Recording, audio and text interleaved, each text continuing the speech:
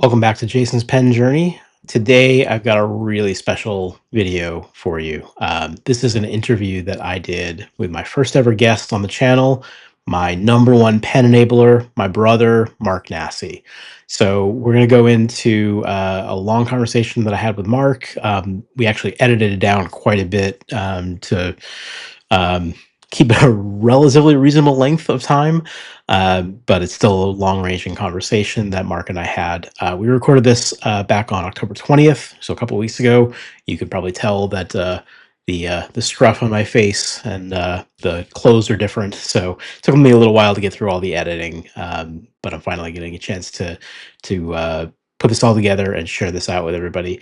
We're going to cover a variety of topics. We're going to cover Mark's pen journey. How did he get started in the pen world? We also spend a bunch of time talking about Mark's experience at the Colorado Pen Show. Mark lives in Colorado. The Colorado Pen Show is his home show, and we talk about that. We talk about the differences between the Colorado Pen Show and the San Francisco Pen Show that I've talked about. Mark was also at the San Francisco Pen Show. Mark also had a couple of different experiences at the Colorado show. First, this year, he was teaching class, and he also was working for a vendor at the show. So you'll get to hear about Mark's experiences at the show, how it differed from previous years, how it differs from San Francisco, what it's like working at the show, and a special surprise of some of the one of the acquisitions that Mark got from the show. Um, Hopefully, you can bear with the fact that I'm still figuring out how to do all the technology to get the Zoom recording into my software. And you'll notice that Mark and I never appear on the screen at the same time. That's because I hadn't quite figured out how to get Zoom capturing correctly into the software. So trust me, we were talking real time. And there was a lot edited out, and some of the content that I edited out may show up on the channel in some other variety of forms. So stay tuned for those, outtakes and smaller snippets of conversation that will drop in here and there on the channel. So that's what we're going to cover today. Please stick around. We're going to go through a lengthy conversation, a really in-depth conversation with my brother Mark on his pen journey. So stay tuned. So today we have my first guest on Jason's pen journey. It is somebody who is near and dear to my heart, my brother Mark Nassi. So welcome to the channel, Mark. You've been a big supporter of mine. You've been a big penabler, somebody who's really, not technically the one who got me started on the pen journey, but you've been a huge part of it. We've talked a lot about pens as I've been coming up to speed on the hobby. I've got a constant text thread with you about acquisitions, and every time I put a new video up, one of the first comments I get is, "Oh my God, did you really buy another pen?" So I appreciate you joining me for my first guest interview, and yeah, happy to have you here. I feel very honored. Thank you for having me. Awesome. So, since you've been a really integral part of my pen journey, I figured the first thing I should ask you about is tell me a bit about your origin story of your pen journey. Take it wherever you want to go, however far back you can recall. Okay, well, it all starts on a day in January 1979, and you were there for that. No, just kidding. Um, That's far back as I can remember. I like to say that my pen journey started with a Uniball pen. And that Uniball pen started the process because it used to come with the at a glance calendar that you could get. Okay. And back in those days, when you went school supply shopping, you wanted the coolest supplies. And for me, it was the at a glance calendar that came with the pen. Okay. Because this pen wrote better. It was probably a $3 upcharge to get it with the pen. And this pen, $3 is a lot of money back then. Sure. Uh, it made all the world of difference. I couldn't probably write with it. I probably couldn't tell you how to, keep a calendar, but that was what I always wanted. And are we talking about when you were a kid? Yeah, When we're you were talking elementary school, early okay. elementary school is my guess. The journey sort of always was this. It was always about office products, and things like when you were a kid, you had a desk that was a drafting desk. Do you Yes, remember that? I do. And you always had stuff on your desk, so you were never able to open the desk. But Right. every couple of years or every few months or whatever it was, whenever, our mother said, clean your room, every once in a while you were able to open that desk and it had a hidden compartment inside of it. Yep. And I don't know what you kept in that hidden compartment, but Mostly it was those little blue book uh um the little essay books that you took for your exams. I don't know why we had a stack of them, but that was like the big thing. so that's probably part of your stationary journey too, is that you stored blue books, college blue books. For example, you were bar mitzvahed in 1989, right? Calling me out on my age here. And for your bar mitzvah, you got a fountain pen. And you don't even remember what that fountain pen was, but I remember it pretty clearly. I think it was like a Cross It was Bailey, or it might have been a yeah, it was a cross Schaefer. for sure, but I don't remember what model. And so 3 years later, when I was bar mitzvahed, all I got was this itty bitty pen right here. It's this no name pen, and it is, for comparison's sake, this is a Sailor 1911. This Yeah. is, and this thing is like lady size, small hands, ballpoint pen. It's about the width of what the Enso Bolt is. It's smaller than an Enso Bolt. Is it? Okay. It's actually smaller. It's thinner.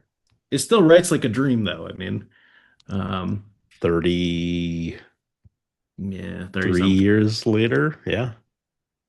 And then the other big piece that sort of set my journey in motion was I used to be a gopher for my dad at his office. So in the Hmm. mornings in the summertime, he would take me into downtown Boston, Cambridge, and drop me off at the Museum of Nature or Museum of Science, where I would take some kind of, nerdy class, Yeah. robotics, or dinosaurs, or something like that. And then I'd walk down to his office and spend the rest of the day with his office and basically go pick up their lunch, pick up office supplies, etc. Well, the thing that was cool about that was it was based at the MIT campus. It was right across the street from the MIT campus Right. originally, and then it became down the street from the MIT campus. So I would always have to go to the MIT bookstore because you had to go through the bookstore to get to the cafeteria. And they were always asking me to pick stuff up for them. Everything was on pen and paper. That even though it wasn't Right. technology, there was still a lot of pen and paper going on. So I still have somewhere an old MIT notebook from Oh those my days. gosh. And like I said, this is I was 12, 13, 14, whatever it was, able to play with my dad's office supplies in his Right. office. And they had good office supplies, if I remember correctly, or at least, to me, they were Good. very They were good enough for the time. I mean, this was a I mean, it was a 30, research over 30 years lab, ago. Yeah, but it was not a little rinky-dink operation. It was Apple Computer. right, right. Fast forward a few years, I go off to college and I get to play with the college bookstore. I get to get, all my fun supplies.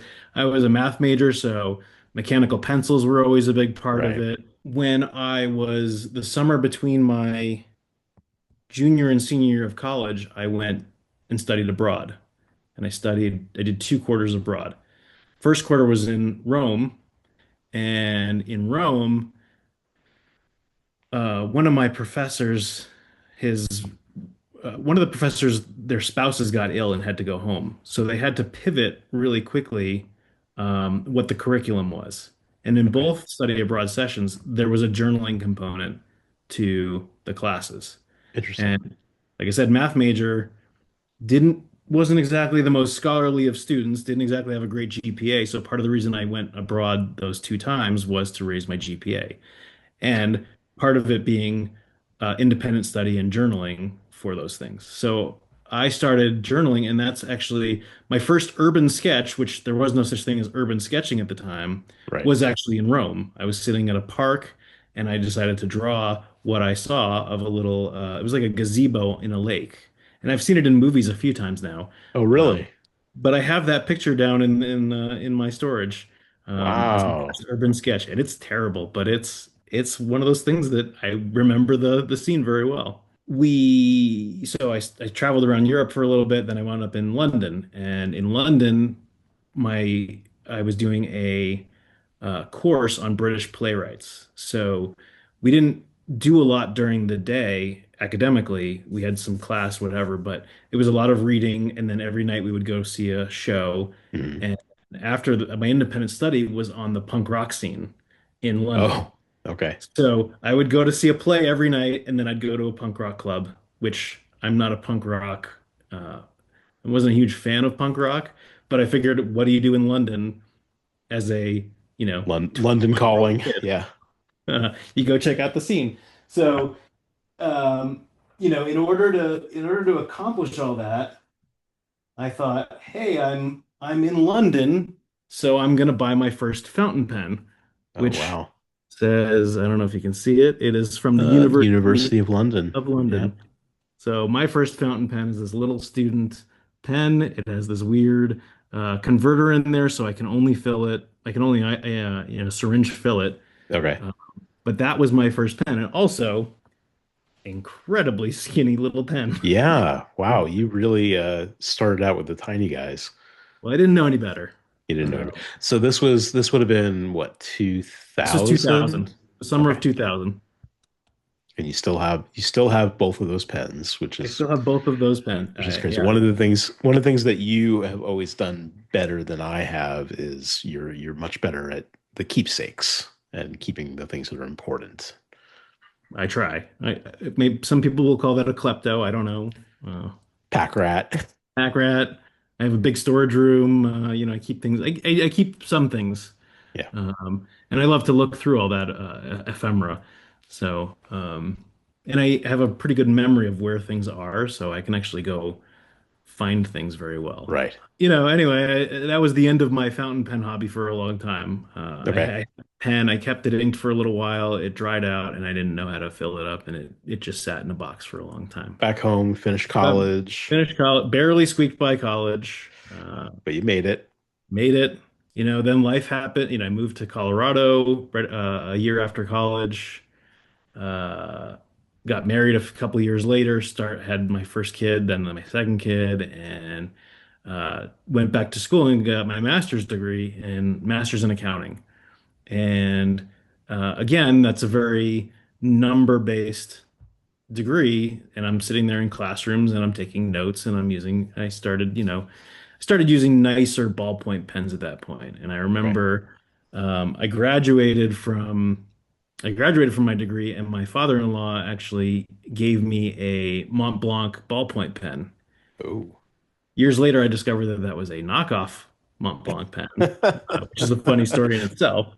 But and actually, this last summer, I wound up replacing that Mont Blanc with the real The real Mont Mont Blanc Blanc. 46 ballpoint pen. So Okay.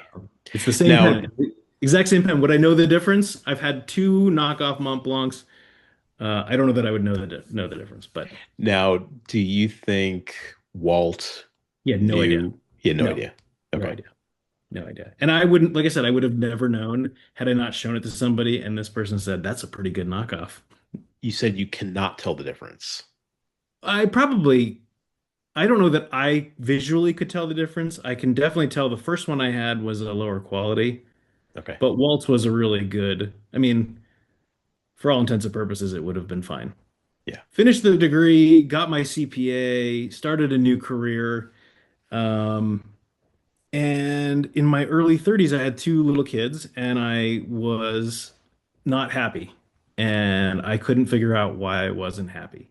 And so I started doing anything and everything I could to figure out what was causing unhappiness.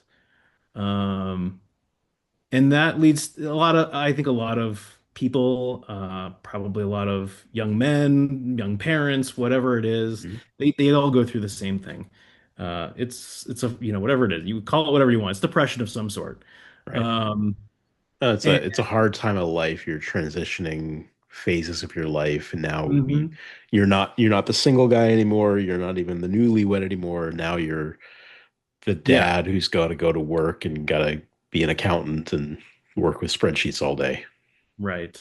And the straw that broke the camel's back was actually the Lakers beating the Celtics in the finals one year, and that actually triggered something in my head that I think caused this downward spiral for a little while. Well, Uh, what's ironic, I'm gonna interrupt you here. The Lakers being the Celtics in the NBA Finals, that was 2000, that was June 17th, 2010. And I know that date extremely well because that was the night that I had my first date with my now wife. So but your life went up, my life went down. for you, it was, it all balances out, right? Yep. Yeah. Yeah. So, part of the progression to get out of that rut was exploring different things. So, I started with journaling. I started taking art classes. I saw a counselor for a little while. And I don't know the order of those things, but Yeah. all those things were part of the journey. I tried various art things, like various mediums in art. So I started off with like a chalk pastel class that I took at my art center near here. And I didn't like that because it was very messy, and I'm a very tactile person, and I don't like the feel of chalk. Yeah. I like my precision Right. precision instruments, not the chalk. But um, at the time, like I was saying before, this concept of urban sketching was starting to happen. And once you start going down the art rabbit hole, which is very similar to the fountain pen rabbit hole, you think that you need every tool in order to make good art. Yeah. So of course, in that journey, I discovered the Lamy Safari. So I bought the Lamy Safari, and this is, now we're talking the late 2010s, is my guess. So, Okay. 2017, somewhere in that ballpark. Okay. And I had this Lamy Safari. I think it was a medium nib. It was a black pen, and um, I couldn't believe I spent like $19 on this pen. Right.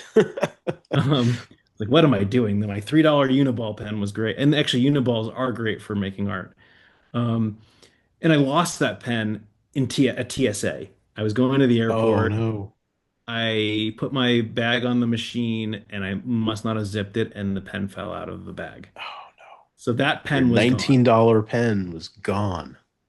Yes. And actually, it might have been the yellow version of that originally, because I remember when I replaced it with a black one because I saved like $3 or whatever it was. Okay. So I replaced it with another Lamy Safari, and I used that for a while. And then I was like, okay, the next progression from the Lamy is the Twisby. This was Twisby Eco. And so I started with that. And Twisby Ecos are piston fillers, right? So you had to get a bottle of ink. And to do the kind of art that I was doing anyway, I needed document ink, Mhm. waterproof ink. And so I had just got the Twisby, right around this time. The Lamy, the Twisby, my second Lamy and the Twisby were coming into play, and I play a lot of basketball. And at the time, I had met this guy, not very, not I hadn't didn't know him very well, um, and he sits down on the bench at the rec center where we were playing basketball on a Tuesday or Thursday night, and he says, "You're never going to believe what I just got." And he pulls out a Visconti Homo sapien. Oh my And I'm gosh. sitting there like, "You spent how much on a pen?" And I busted out my Lamy, and I'm like, "You know how much this costs?" And he's like, "You don't understand. They're not the same." Okay, whatever. And so began, I mean, we were already like friendly, but so began a friendship with my friend Malachi. Yeah. Um, and if you ever get a chance, you've met Malachi, I've met Malachi, yeah. and people know Malachi in the pen world sometimes. He's very distinct looking, um, and that just we started trading back and forth, and from there, he encouraged me to buy certain things. I encouraged him to buy certain things. I was still going at a different pace than he was going. Sure. He had already gotten into the sailors. He had already gotten into pilots. He was already in the gold nibs at this point. Okay. 'Cause I'm like, I got one of the first narwhals, for example. And so I got this narwhal. I got a Conklin, which I wound in, and I upgraded it to an Edison nib. Um, and this happened. You were actually there the week I got my narwhal, because It was 2021. It was our Okay. first time seeing each other after Yes. COVID. You flew out to Colorado. We did a sort of a family get together. Yes. And I had just gotten those pens. And our Oh my dad, gosh. who had a collection of pens from his career and his earlier life, um, was sort of just getting back into buying pens too. And this is what triggered this snowball effect in our family. Oh, okay. So that was So that was he ordered his first narwhal, the exact same narwhal as mine, the exact same original narwhal. wow. He ordered on that same trip. That's that's a really cool colorway too. And of course, at the time, they were not making stub nibs. And so that led to a different story where our father is responsible for narwhal, now Novalor, doing the stub nib because he was persistent with Frankie Zhang. Wow.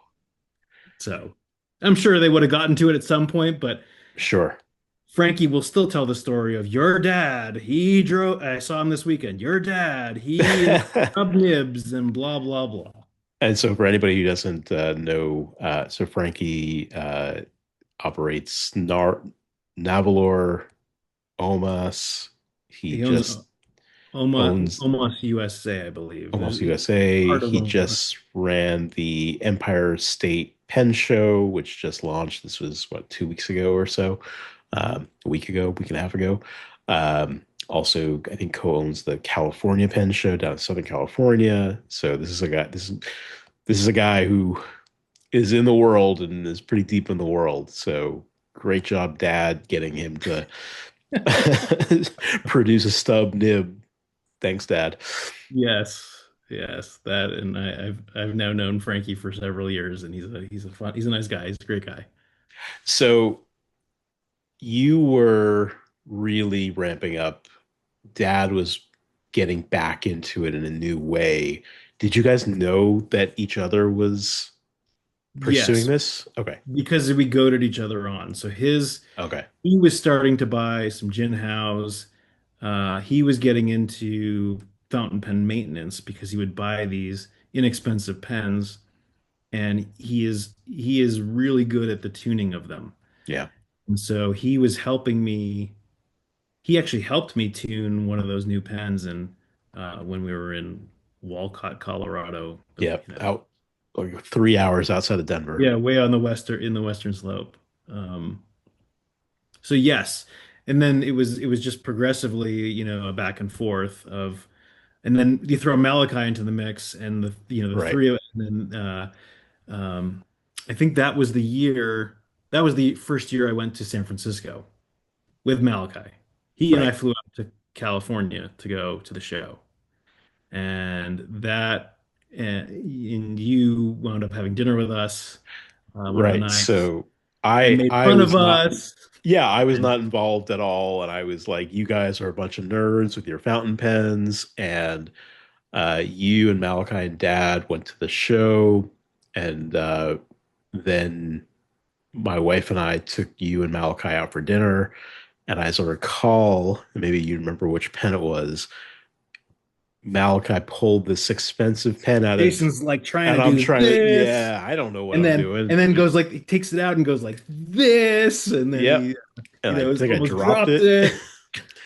Thankfully, it was all in the car. It wasn't, out in the street, but that was my introduction to Malachi. And this was, you said 21, you think? I Summer think it was 21? 2021. I think it was Uh, August 2021. yeah, actually, that would probably make sense. And so I had, so 4 years ago, I had no idea I was going to be getting into this myself. And I thought you guys were just a bunch of nerds, which Hmm. you are, but turns out so am I. I just hadn't gotten there yet. Yeah. So I mean, at that point, I had my first nib ground at that show. I bought my first Tasha, a steel nib Tasha pen.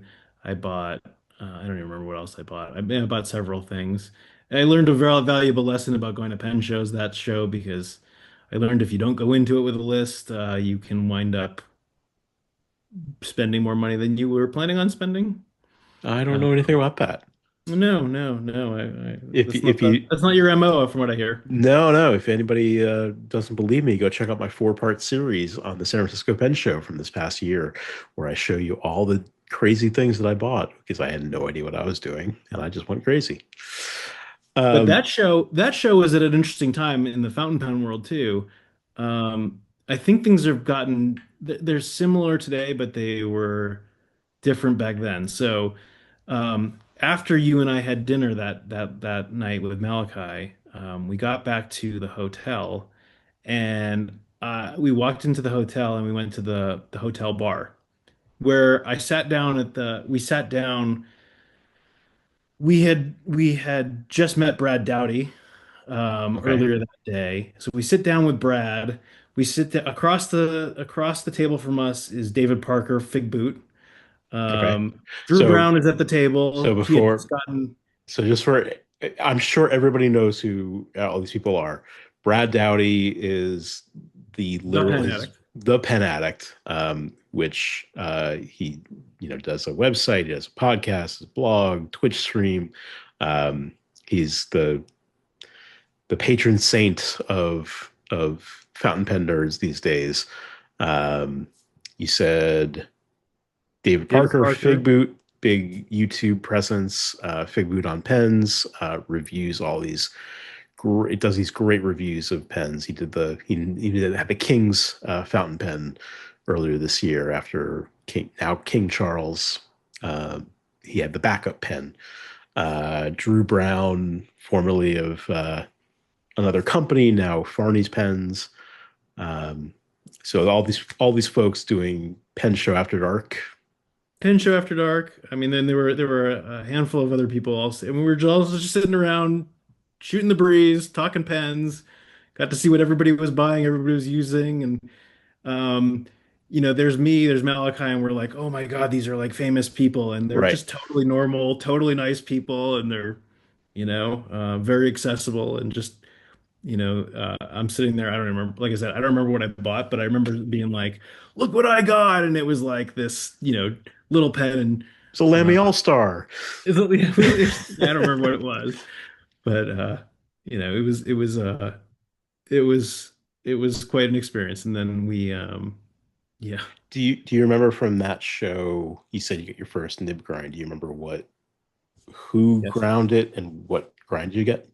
It's funny because Kirk Spear ground it, and I've known Kirk. Kirk lives about 45 minutes to an hour from me right now, and I've known Kirk for a long time. And it took me going to San Francisco to get a Spear nib grind. My first grind was an architect grind. Okay.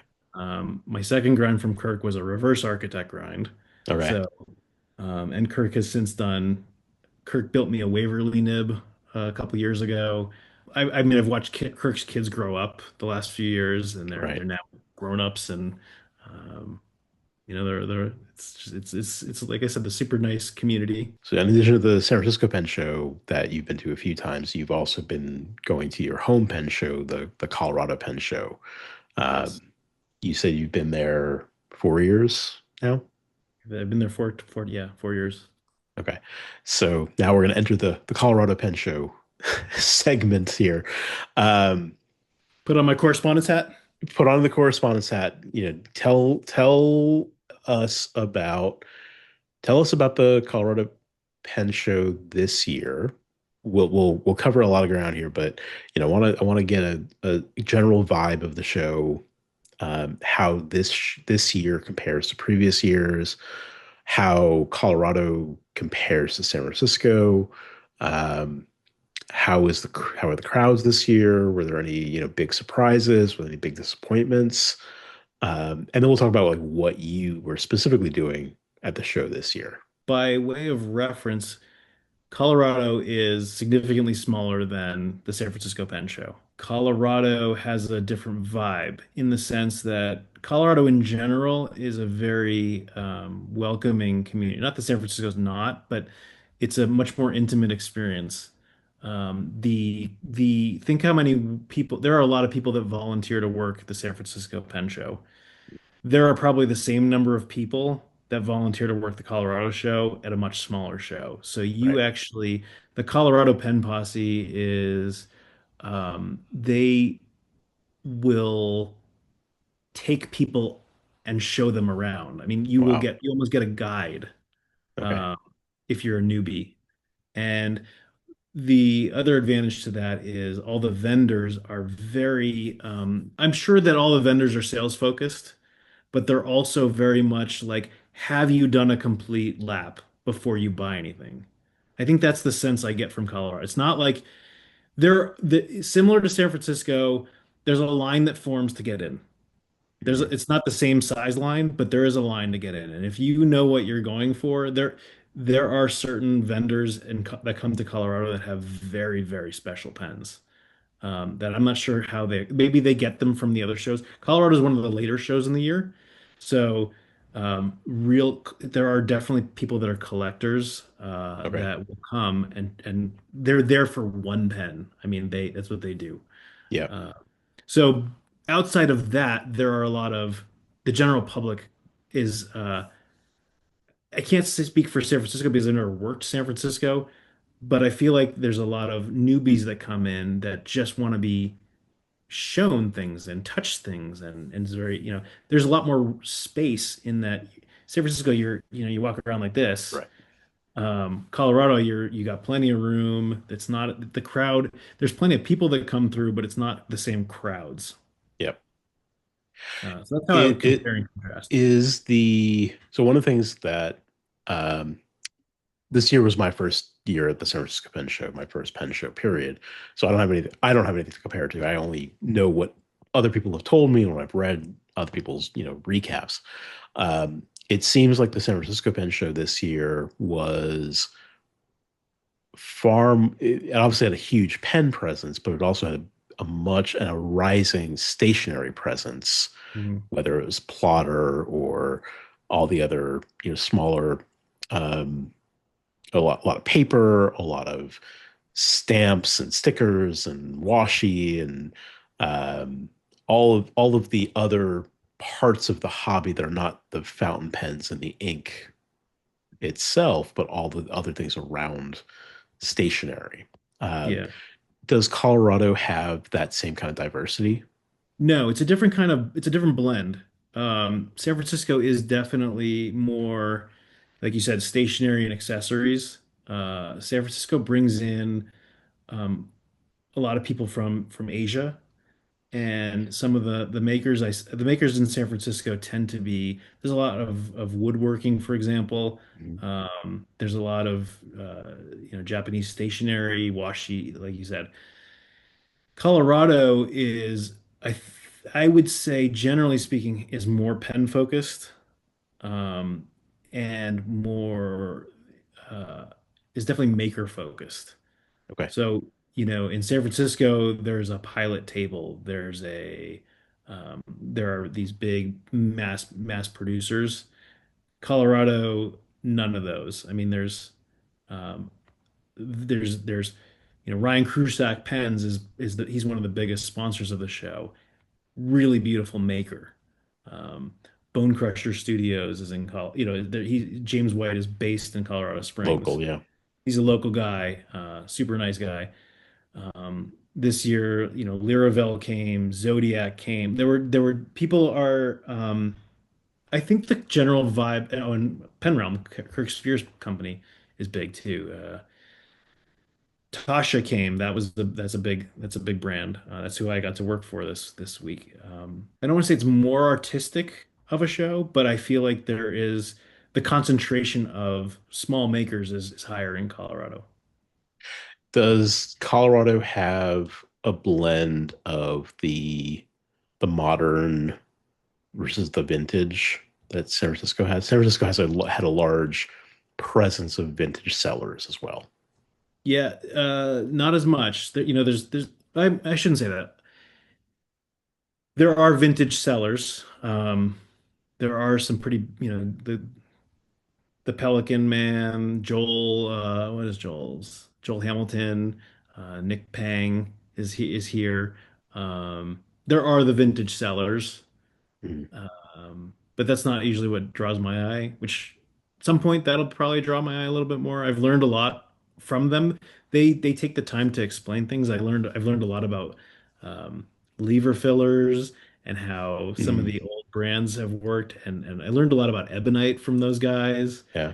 that I wouldn't have known before. So again, it feels very much like the show that likes to teach people and doesn't feel the same way about the sales side of it. It's Okay. just very inviting Okay. is the big difference. Well, let's that you said the magic word of teaching. So Hmm. one of the things that you do at the Colorado Penn Show is you teach a class. I do. Tell me about the class that you teach. How was it? How's that experience been? Yes, I've taught the last 3 years at the show. I teach an urban sketching class. I teach sort of an intro to urban sketching. And it's a way that I try to get people to use their fountain pens a little differently. It's not the same use of a fountain pen that you use for writing because you're using a different kind of ink most of the time. Mhm. So your platinum carbons and your Heart of Darkness or your Detrimentus archival ink. So I use nicer pens, but I don't encourage other people to use nicer pens because that those kinds of things stain. Okay. Um, um, one of the things that I did differently in San Francisco this year, which you did as well, was take a lot of classes. And Colorado as is a similar blend of classes. There's the paper class and the artistic writing, not I forgot what they Calligraphy, call it. It's calligraphy, but it's more of an Eastern flared calligraphy. There's bullet journaling. There's all the great classes, and it's the people that teach them are very involved in the community. So, um, like the letter writing social, for example, is based here. Um, um, so like how to letter write, and then we get these vendors that are really just into doing unique things. mhm. So a lot of classes being taught. And how, so with the urban sketching class, I haven't done urban sketching, so maybe someday, maybe next year, I'll take the class that San Francisco has, or maybe I'll come be in your class if I make it out to next year's Colorado Penn Show. Where is the show held? Is it a hotel similar to Yeah. San Francisco? Yes. Not as big of a hotel. The Colorado show is held a little closer to the airport. It's in a very industrial part of town. Okay. There's not a lot around it. Um, So it so where I was going to go with that question is, where do you go to go urban sketching yeah, at that's at a that's the hotel near the challenge. airport? That is the challenge. Every year I go and scout it for, a couple hours the week before the show just to see what my options are, thinking that something's going to change. And nothing has changed in that That's area. changed. Um, Okay.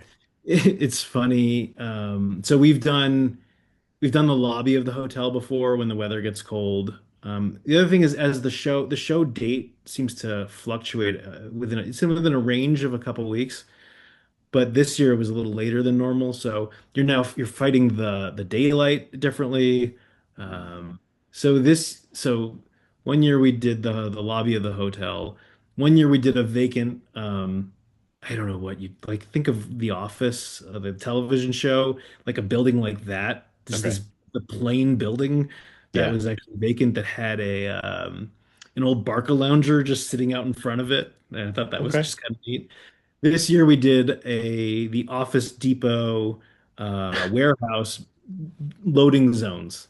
So there were Okay. a bunch of trailers connected to this building in a couple of trucks, and everybody sat. They were sitting on rocks probably about 10 feet apart from each other, all drawing the same thing. Which, when you change the perspective, that it doesn't sound like a lot, 10 feet, but it really changes the way you're viewing things. Mhm. So what we do in my class is we spend about half hour, 45 minutes in the classroom talking about the academic side of it, how to do things, and then we go walk around and we look at things and we do some exercises, and then we sit and we actually apply them all. And I'll send you the picture of what everybody drew because it's just so fascinating to see. how different we all see the world and how different our brains process things and put them on paper. Right. It's what I really enjoy. I love it. And that's the name of your blog that doesn't get updated very often, right? It's say the name here. Things things I think people think. Which is basically where Mark shares some of his art of I his say sketching. rarely update the interwebs on my Rarely updated, but it's a great way of seeing. One of the things he shows is the photo of what he's actually looking at, and then his artistic interpretation of what he's seeing and how he draws it. So it's really interesting to see how that perspective changes when you translate it into the sketch. Yeah, my daughter's always promised to do my social media and but she's just too busy and never gets around to it. Well, And I maybe just don't care. I yeah. don't care about my social media. No, no. Um, so the other big thing that you spent your time doing at the show this year, the Colorado show, was you were working at a vendor table. Um, how what vendor were you working with? How did that experience go? I worked for Tasha. I worked for Shujen Lin all weekend. She is the founder of Tasha. Tasha is um, the only the only maker that can sell a Sailor nib outside of Sailor. So if you want a Okay. Sailor product, you either buy it from Sailor or you get it from her. And she has this exclusive um, connection with them. And the reason that Sailor does that, or as I understand it, the reason that Sailor does that is because Sailor is very particular about their quality control. They and rightly so. Any Sailor that you buy out of the box, usually, I mean, is usually flawless. Right. The tines are all aligned on the nibs.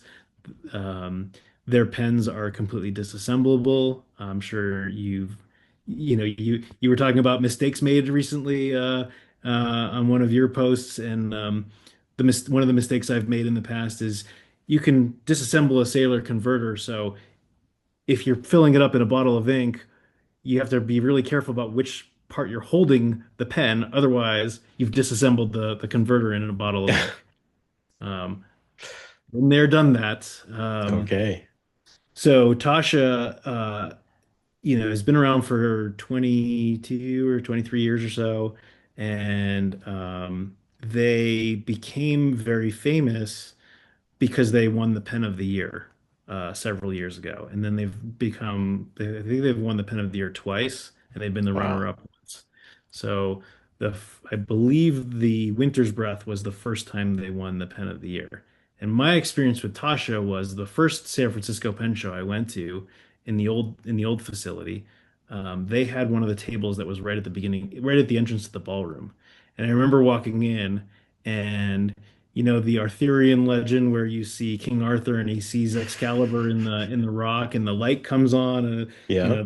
the divine presence comes in and he sees Yeah. oh so that was my experience and so Tasha that happened with Tasha and Shu Jen is just she's a great person, very genuine person and but also just great businesswoman. You don't see a lot of uh she's in the minority as far as women that have really accomplished things in the Japanese market like that. Mhm. And actually, I don't know this for a fact. I'm not familiar with all the Japanese market, but she's done an amazing thing, and her products have grown over the years. She hires various artists from different parts of Japan that do these very high-end maki urushi pens with different styles, and it's such a wonderful thing to show people. People walk by her table and they're in awe of the pens, and then you take them and you take a loop out and you say, "Hey, now look at it under Oh. magnification." And you see how intricate these designs are and how an Urushi pen is they start them with an ebonite body and then they start applying natural Urushi lacquer over it and you think of your wooden tables and how they sand it, then they polyurethane it, then they sand it, then they polyurethane it, then they sand it, and eventually it becomes your wood table.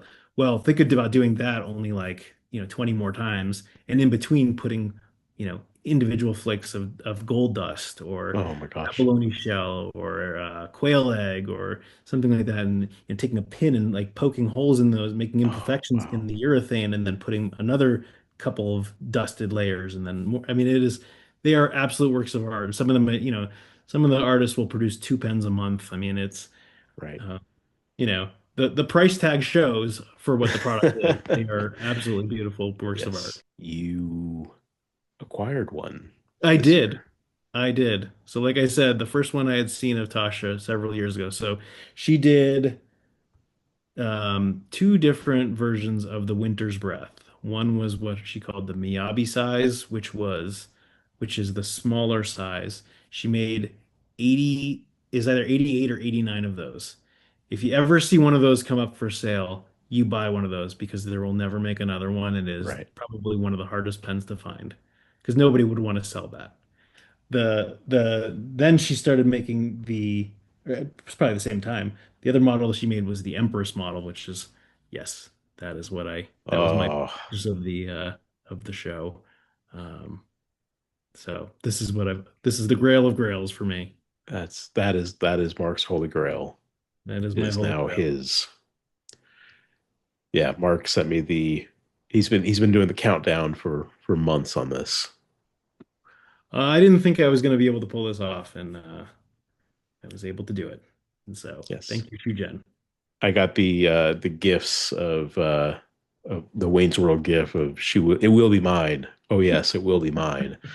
As we got the days closer and closer to the show. So I'm really excited that you managed to secure your holy grail and bring that home. I The can't wait hardest to. part was limiting it to only one purchase. Yeah. But I knew that if I bought a second purchase, as a public service announcement, do not go into debt buying pens. Yes. Well, you've got two daughters that are you need to help pay for college. So Yes. Yes. this you can either send the kids to college or buy a second Tashi pen. Tasha. Tasha. Tasha. And this was actually the second time I've worked for a vendor at a show. The first time I worked for somebody part of the show, where she had acquired an estate sale for Mm. someone, and she was selling off the estate sale. And so the first time I did that, they brought I was basically brought in to be a knowledgeable pen person and sell this collection. So it was very different doing that than working for um, Shujen doesn't make those pens. Like I But said, they're she but they're outsources they are the those. maker of the They pens. are a brand, yes. Yeah.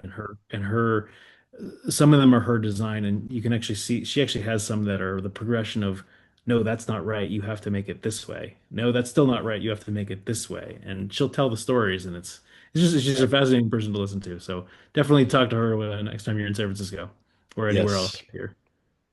Well, when I wanted to make it over to her table during San Francisco, and it was always such a crowd there, I never actually made it there. So Yeah. it was one of those uh, um, tables that I had on my list of I just want to go see it because I knew about you and your Grail there, and I wanted to just see it, and I never could actually belly up to the table. So Well, it uh, was great because I was able to, I mean, I had breakfast, lunch, and dinner with her for, 3 solid days and just spent all, 12-hour days with her and just and wonderful so you person you were behind the table for a the whole lot time. of the time. The Yeah. whole time. Except for when you were teaching the class. So, did you manage to get out from behind the table at all this weekend? I was able to do a few laps in the setup of a show. The ballroom opens. It opened about 10 o'clock in the morning. The show didn't start until 4 o'clock in the afternoon. So during Okay. that time period, I was working on setting things up, and I was able to go. I know a lot of these vendors at this point, and I've built relationships with them. So I was able to go say hello, see what their new products were, see what they're. I was able to get sort of the first pick of the the pile, so I was able to acquire a nice bone crusher, actually two of them. Um, I was able to meet. I had never met uh, the guys over at Lyraville Pens. Mhm. They just had a Meet Your Maker on the Pen Addict website. But I was able to get a lot of my shopping done before the show actually opened. I would imagine that's a pretty common thing of all of the vendors doing that trading, not trading, but doing that it's almost like a swap meet before the general public gets in. Yeah, I can't speak for anybody else. I felt very glued to my table, and I felt like a lot of them came to see us.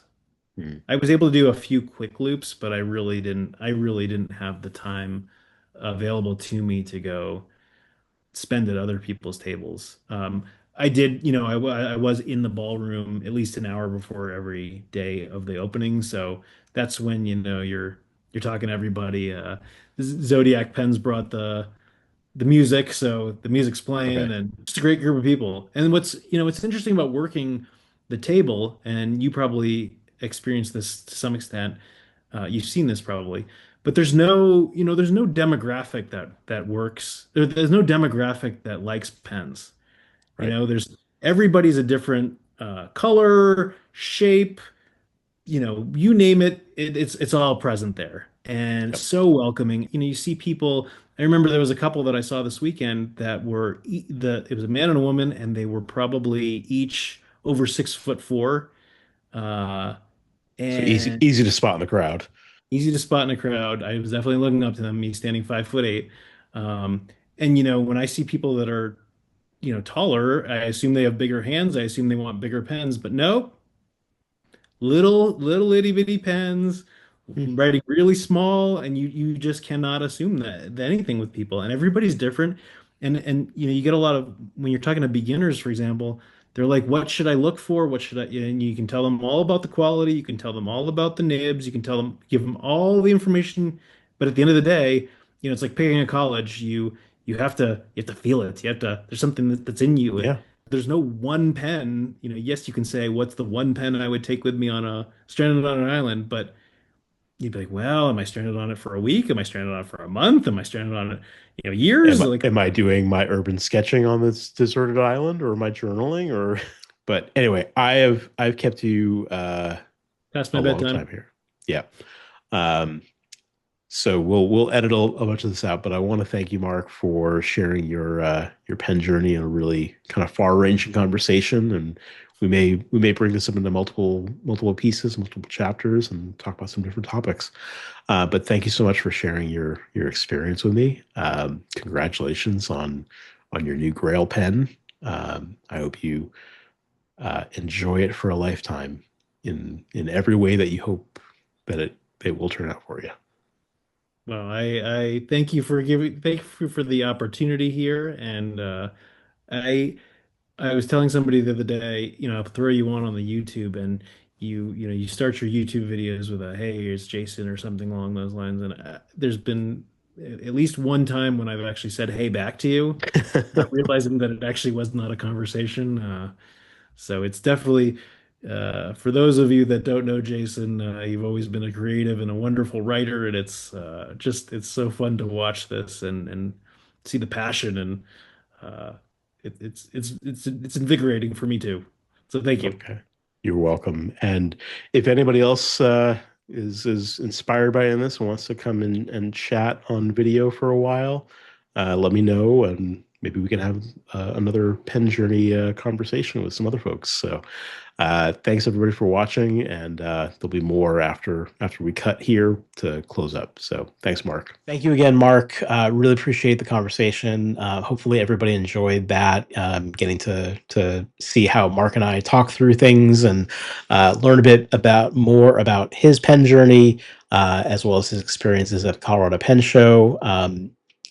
Like I said at the end of the video, if you are somebody that wants to share your pen journey and talk with me about it and share that out with the world, please get in touch. I'm happy to talk with you about it and see if that's something that there's a good story to tell there. So, um, thank you again for watching. If you have any questions or comments about what Mark and I talked about, or you want to talk about how gorgeous his new Grail pen is, please leave a comment. Please like the video, subscribe to the channel, and you'll see more coming soon. Once again, thank you, and keep on writing.